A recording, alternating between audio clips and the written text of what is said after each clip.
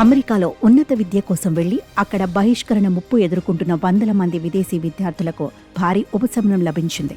వారి వీసాలు, చట్టబద్ధ హోదాను రద్దు చేస్తూ ఇటీవలి తీసుకున్న నిర్ణయంపై ట్రంప్ సర్కార్ వెనక్కి తగ్గింది. ఆ విద్యార్థుల లీగల్ స్టేటస్ను పునరుద్ధరిస్తున్నట్లు అమెరికా ప్రభుత్వానికి చెందిన ఓ న్యాయవాది తాజాగా వెల్లడించారు. అక్రమ వలసదారులపై కఠినంగా వ్యవహరిస్తున్న అధ్యక్షుడు డొనాల్డ్ ట్రంప్ విదేశీ విద్యార్థులపై కూడా ఉక్కుపాదం మోపారు. ఈ క్రమంలోనే వివిధ కారణాలతో 187 కాలేజీలకు చెందిన 1200 మందికి పైగా విదేశీ విద్యార్థుల వీసా లేదా వారి చట్టబద్ధ హోదాలను రద్దు చేసింది. దీంతో డిపోర్టేషన్ నిర్బంధం ముప్పు పొంచి ఉండటంతో ఆ విద్యార్థులు ఆందోళనకు గురయ్యారు. వీరిలో కొంతమంది ఇప్పటికే అమెరికాను వీడగా కొందరు రహస్య ప్రదేశాల్లో తలదాచుకున్నారు. ఇంకొందరు క్లాసులకు కూడా వెళ్లడం లేదని సమాచారం. ఇటీవలి తమ వీసా రద్దుపై కొంతమంది విదేశీ విద్యార్థులు న్యాయస్థానాలను ఆశ్రయించారు. కాలిఫోర్నియా, బోస్టన్ కోర్టుల్లో పిటిషన్లు దాఖలు చేశారు.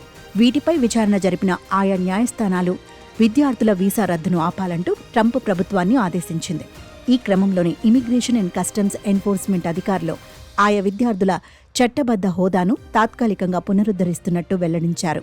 అయితే సాధారణంగా వీసా లేదా చట్టబద్ధ హోదా రద్దయినప్పుడు విదేశీ విద్యార్థుల వివరాలను పొందుపరిచే student and exchange visitor information systems database నుంచి వారి వివరాలు తొలగిస్తారు.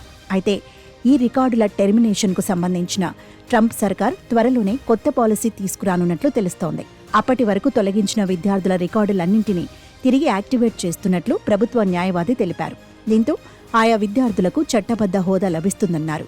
వీసాలు రద్దయిన వారిలో కొంతమంది భారతీయ విద్యార్థులు కూడా ఉన్నట్లు సమాచారం. ట్రాఫిక్ ఉల్లంఘనలు వంటి చాలా చిన్న కారణాలతోనే వారి చట్టబద్ధ హోదాను తొలగించినట్లు అమెరికన్ ఇమిగ్రేషన్ లాయర్స్ అసోసియేషన్ పేర్కొంది. తాజాగా వీసా రద్దు నిర్ణయంపై ట్రంప్ సర్కార్ వెనక్కి తగ్గడంతో విదేశీ విద్యార్థులకు ఉపశమనం లభించింది.